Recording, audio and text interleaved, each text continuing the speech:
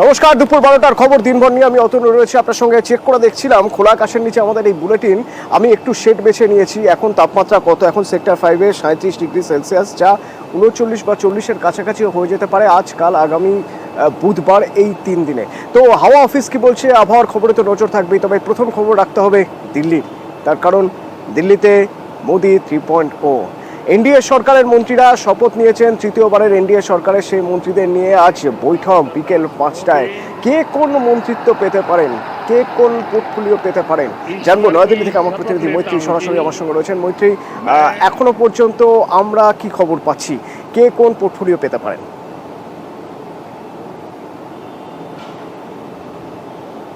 দেখো, এখনো পর্যন্ত পোর্টফোলিওর ব্যাপারে খুব বিশদে কোনো তথ্য প্রকাশ্যে আসেনি। তবে বিজেপির সূত্রে যেটা জানা যাচ্ছে যে বিগ 4 মিনিস্ট্রিজ, অর্থাৎ একেবারে অর্থ, home ministry, defence ministry, finance ministry এবং তার সঙ্গে সঙ্গে সড়ক এবং পরিবহন, এই মন্ত্রিত্ব যে এবং এমএ, মাফ করবে, 4 বিগ 4 অর্থাৎ প্রতিরক্ষা, তার সঙ্গে সঙ্গে স্বরাষ্ট্র, বিদেশ মন্ত্রক এবং অর্থ মন্ত্রক, এই 4টে বিগ 4 মিনিস্ট্রিজ নিজেদের হাতেই রাখতে চায় বিজেপি। এবং সেই রকম অনুযায়ী কিন্তু মন্ত্রিত্ব বন্টন করা হবে এবং শীর্ষ নেতৃত্বদের ক্ষেত্রেই এই মন্ত্রিত্ব রাখা হবে।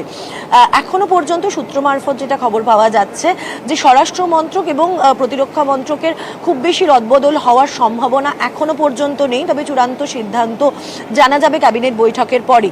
অন্যদিকে একদিকে যখন টিডিপির তরফ থেকে সড়ক ও পরিবহন মন্ত্রক চাওয়া হয়েছে, অন্যদিকে জেডিইউর তরফ থেকেও কিন্তু গ্রামোন্নয়ন মন্ত্রক তারা চাইছেন। ফলে সেই জায়গায় দাঁড়িয়ে এই দুই গুরুত্বপূর্ণ শরিককে সেই দুই মন্ত্রক দেওয়া হয় কিনা সেটাও কিন্তু দেখার। তবে মোটের ওপর যেটা জানা যাচ্ছে যে মূল যে মন্ত্রিত্ব রয়েছে, অর্থাৎ মূল যে বিগ 4 মিনিস্ট্রিজ রয়েছে, সেটা বিজেপি নিজেদের হাতেই রাখবে।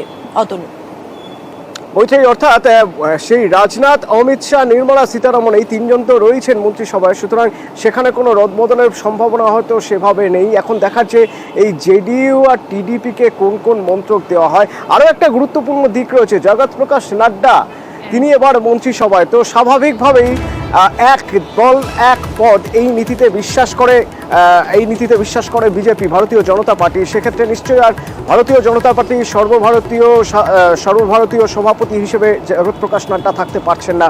সেখানে কোন কোন নাম ভাসছে?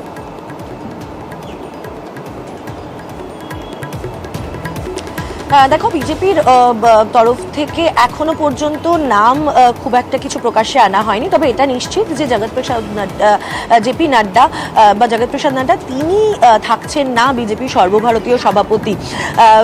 এমনিতেও তার টার্ম 30শে জুন অবধি ছিল এবং 5 বছরের জন্য তিনি দায়িত্ব সামলেছেন এবং 30শে জুন তার টার্ম শেষ হওয়ার কথা ছিল। সেই জায়গায় দাঁড়িয়ে এখন প্রাথমিকভাবে বিজেপির অন্দর থেকে বিএল সন্তোষের নাম শোনা যাচ্ছে। তবে সেই বিষয়েও কিন্তু এখনো কোনো চূড়ান্ত শিলমোহর মেলেনি। যেটা জানা যাচ্ছে যে মূলত সংগঠনের কোনো লোককেই, যিনি সংগঠন দীর্ঘদিন ধরে সামলেছেন, সংগঠনের ব্যাপারে অভিজ্ঞতা রয়েছে, এমন কোনো ব্যক্তিকেই পরবর্তী সর্বভারতীয় সভাপতি হিসেবে তাকে দায়িত্ব দেওয়া হবে। তার কারণ এর আগে যদি দেখা যায়, এর আগে সর্বভারতীয় সভাপতি ছিলেন অমিত শাহ এবং তিনি পরপর 2টি নির্বাচনের কিন্তু অত্যন্ত গুরুত্বপূর্ণ দায়িত্ব সামলেছেন, 2014 নির্বাচন এবং 2019-এর নির্বাচন। তারপর 2019-এর নির্বাচনের পরে তাকে সর্বভারতীয় সভাপতি থেকে স্বরাষ্ট্র মন্ত্রকে আনা হয়, তাকে মন্ত্রকের দায়িত্ব দেওয়া হয় এবং তখন কিন্তু জগৎ প্রসাদ নাড্ডাকে দায়িত্ব দেওয়া হয়েছিল সর্বভারতীয় সভাপতি হিসেবে।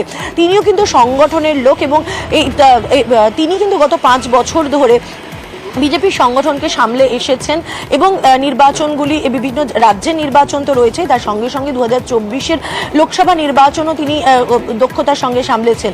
ফলে সেই জায়গায় দাঁড়িয়ে বিজেপির অন্দরের থেকে যেটা বলা হচ্ছে যে এমন কোনো লোক যারা এই লেগাসিকে কন্টিনিউ করতে পারবে, অর্থাৎ অমিত শাহ, জেপি নাড্ডার মতো যে লেগাসি রয়েছে, সেই লেগাসিকে যারা এগিয়ে নিয়ে যেতে পারবেন এবং তিনি সংগঠনের লোক হবেন, এমন কাউকেই বাছা হবে এবং সেই নাম কিন্তু অল্প কিছুদিনের মধ্যেই প্রকাশ্যে নিয়ে আসবে বিজেপি কেন্দ্রীয় নেতৃত্ব। ধন্যবাদ মৈত্রী। ঠিক একই রকম ভাবে বিজেপির রাজ্য সভাপতি থাকতে পারবেন না সুকান্ত মজুমদার, কারণ তিনি এবার ক্যাবিনেটে মন্ত্রিত্ব পাচ্ছেন সুকান্ত মজুমদার। সেক্ষেত্রে সুকান্ত মজুমদার যদি মন্ত্রী হন, বিজেপি রাজ্য সভাপতির পদ খালি। এই রাজ্য সভাপতির পদে তাহলে কে বসছেন? এই রাজ্য সভাপতির পদে কি আবার দিলীপ ঘোষকে ফিরিয়ে আনা হবে? সে জল্পনা যেমন রয়েছে শ্রমিক ভট্টাচার্যের নাম এবং আরও একজন সাংসদের নাম রয়েছে। শেষমেশ কে হবেন, নাকি লকেট চট্টোপাধ্যায় বা অগ্নিমিত্রা পল, এই নামগুলো যেভাবে উঠে আসছে সেদিকেও গুরুত্ব দেওয়া হবে? বিজেপি কেন্দ্রীয় নেতৃত্ব কি ভাবছে, কোন নাম বেছে নেবেন, কোন মুখ বেছে নেবেন? 2024-এর পর আর 2 বছর রয়েছে, 2026 বিধানসভা ভোট। সেই বিধানসভা ভোটের কথা মাথায় রেখে কোন মুখ বেছে নেবেন বিজেপির কেন্দ্রীয় নেতৃত্ব? আমার সঙ্গে সরাসরি ভেঙ্কটেশ্বর রয়েছেন, ভেঙ্কটেশ্বরের সঙ্গে একবার কথা বলবো, কিন্তু তার আগে আপনাদের জানিয়ে রাখি সবচেয়ে বেশি নাম ভেসে উঠছে এখনো পর্যন্ত দিলীপ ঘোষের। কিন্তু দিলীপ ঘোষ গত কদিন ধরে যেভাবে প্রকাশ্যে দলের অস্বস্তি বাড়িয়েছেন, বলা যেতে পারে দলের রাজ্য নেতৃত্বের উপর ক্ষোভ দেখিয়েছেন বা উষ্মা প্রকাশ করেছেন, সেক্ষেত্রে দিলীপ ঘোষের নাম কি সত্যি পরবর্তীকালে আবার রাজ্য বিজেপির সভাপতি হিসেবে বেছে নেওয়া হবে? এ প্রশ্নও থাকছে।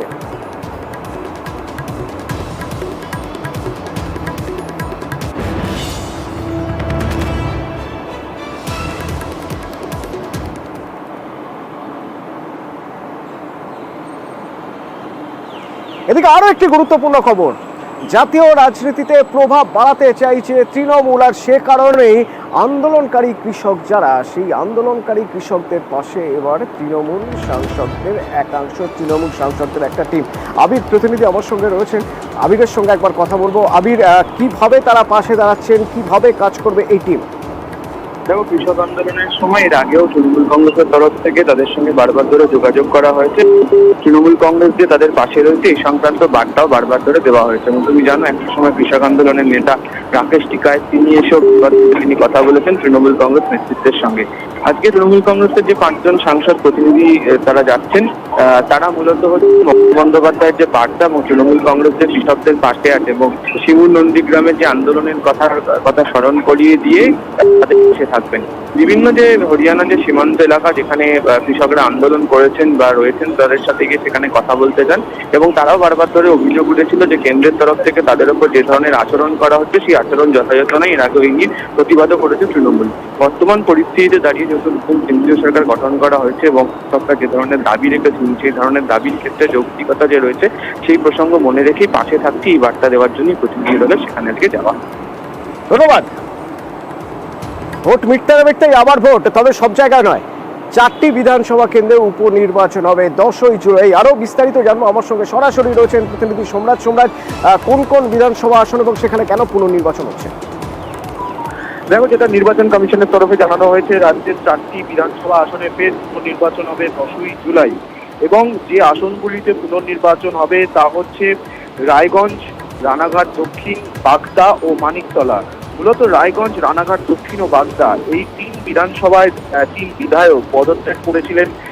রায়গঞ্জে কৃষ্ণ কল্যাণী পদত্যাগ করেছেন, রানাঘাট দক্ষিণে মুকুটমণি অধিকারী পদত্যাগ করেছেন, বাগদায় বিশ্বজিৎ দাস পদত্যাগ করেছেন এবং মানিকতলায় সাধন পাণ্ডে মারা গেছেন। এই 4টি আসনে পুনর্নির্বাচন হবে। নির্বাচন কমিশনের তরফে বিজ্ঞপ্তি জারি করা হয়েছে। 10ই জুলাই হবে ভোট গ্রহণ, 13ই জুলাই হবে গণনা এবং এই নির্বাচনের জন্য বিজ্ঞপ্তি জারি হবে আগামী 14ই জুন। ধন্যবাদ। কসবায় শূন্যে গুলি ছোড়া হলো, বোমাবাজি করা হলো, অভিযোগ উঠছে গোষ্ঠীদ্বন্দ্বের। ঠিক কি হয়েছিল অন দ্য স্পট থেকে আমার প্রতিনিধি থাকবেন, জানাবেন এবং যাদের যাদের বিরুদ্ধে অভিযোগ উঠছে তারাই কি বলছে জানাবো। বিরতির পর সঙ্গে থাকুন।